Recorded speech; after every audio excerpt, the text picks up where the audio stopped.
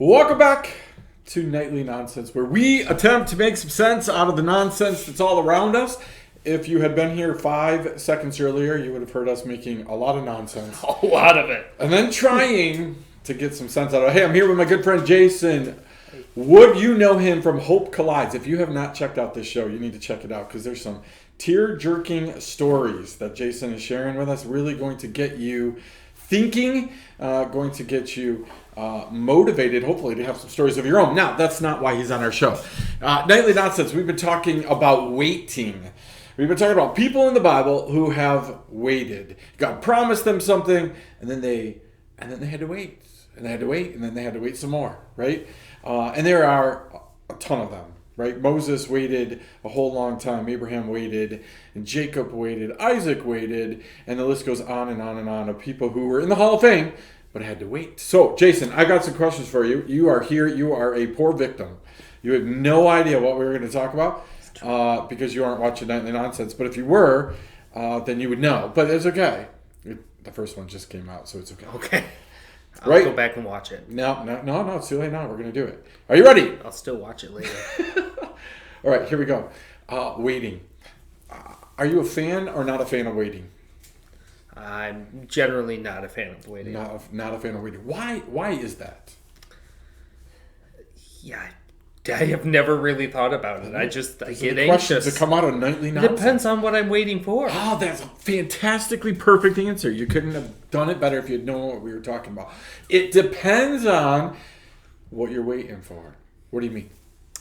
It's like it's a lot easier to wait on a pizza than it is to wait on something I want more. So, listen. Would you wait expectantly for some Brussels sprouts? Not at all. There you go. Right? Would you wait expectantly for some of your favorite cookies to be made by your favorite person? My mom does bake great cookies. That's right. Do you wait when they're in the oven and it's smelling up the kitchen? And are you waiting for them to be done? Usually I don't even know she's baking them. But if I come over and smell them, then yes, I am. You know. If I know. Again, you could not have set it up better, right? If we know what we're waiting for, it's a little bit harder to wait, isn't it? It sure is. Probably a lot harder to wait. But if we don't know what we're waiting for, right? If we have no idea what mom is making, we should know she's making something, right? But we're like, well, whatever. I'll go play football. I'll go do whatever.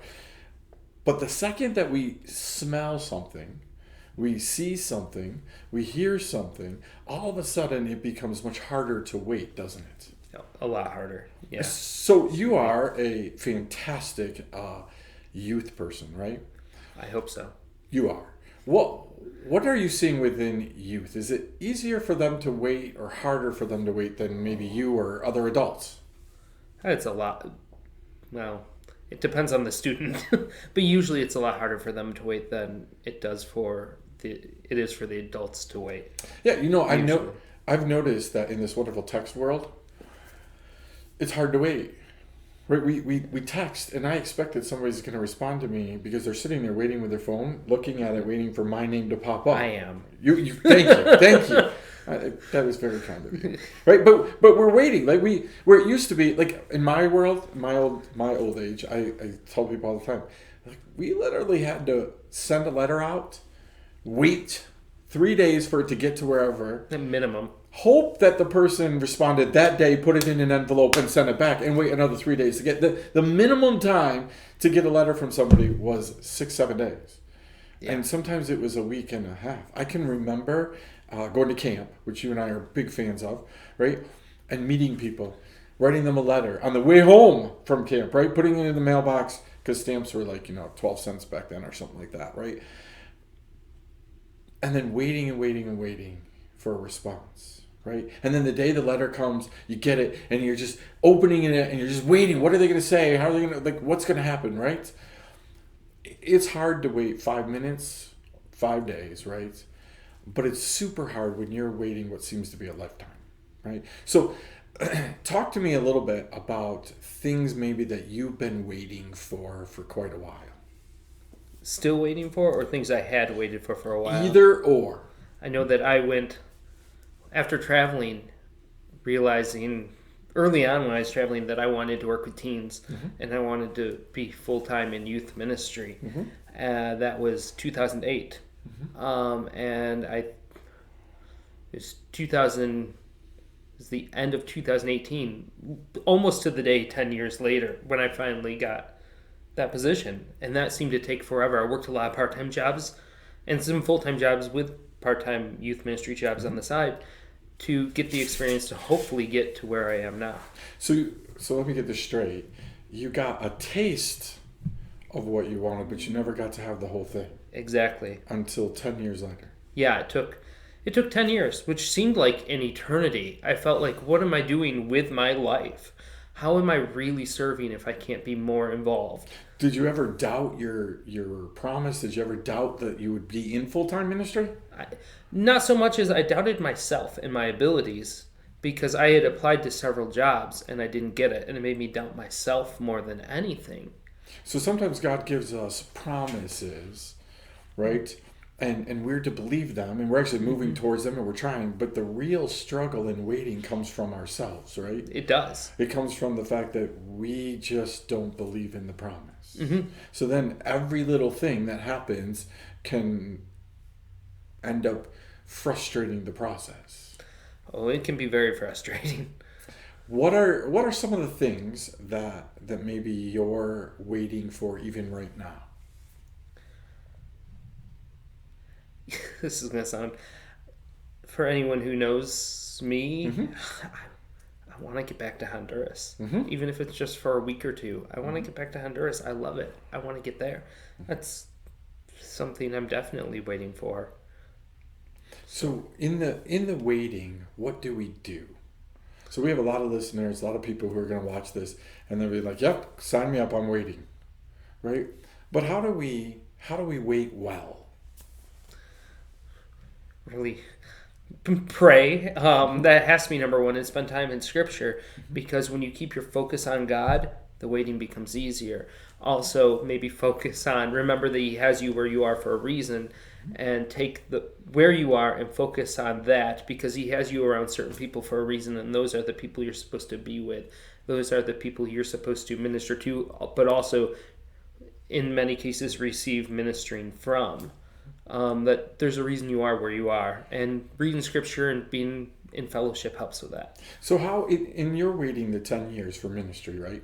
How did you protect yourself from listening to the voices that most certainly were out there that were saying, like, hey, maybe you're not supposed to be doing that. Maybe there's something else for you. Maybe there's a different way.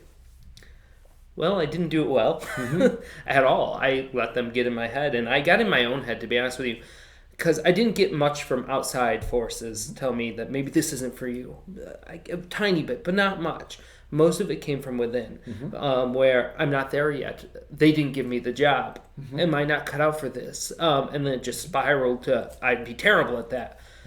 But then really praying and fellowship. It really comes back to prayer, studying the Word, and fellowship. Being around other people who are like, you're really good at this, reminding me that I am, that this is something that I'm fortunate that I have the ability to do and do well. It really came down to the support of other people. So the enemy is always attacking. Always. Right? Yeah, he doesn't stop. He attacks. I love what you've said. He attacks through us first and foremost. He just plays mind games with us, right? And gets us thinking that we don't deserve something, or that we're not good enough, or that we're not all those things. But he also knows that if he can tempt us, right, through other people, right, in all kinds of different voices. So your promise included youth ministry, right? Being full-time youth ministry, but you're in a world where there's a lot of comparison. There's a lot of looking at how other people did it, looking at how and what other people are doing. So once you get the promise, right, how do you continue on with the promise and not get sidetracked with having the promise? I think it helped that I was still doing it part-time. That really helped me focus on those students, whether it was at the Relief Zone or one of the youth groups I helped with. I was still doing youth ministry. It just wasn't full-time. And yeah, I would get sidetracked once in a while, but really doing bits and pieces, like doing it part-time, helped me not get distracted from the end goal. Fantastic. Well, listen, believe it or not, Jason had no idea what we were going to talk about. And I think he's done a phenomenal job at just challenging us and also encouraging us. So, Jason, wrap this up for me. If you were going to speak to the camera and speak to our people, and you were going to say one thing about waiting, right? Not waiting for what you want, but waiting for the promises of God, right? What would you say to people? Don't be afraid to lean on, but don't lean on too much. Don't be afraid to go to other people for support when you need it. Remember, they're humans and they fail at times too, but don't be afraid to lean on the people God has put in your life. So, fantastic. All right, listen, we're going to continue on in our next few episodes of Nightly Nonsense with some people in the Old Testament and the New Testament that waited for the promises of God. But thought it'd be great to get Jason in here, give us some practical application to waiting for the promises of God. So we'll see you again next time. Nightly Nonsense.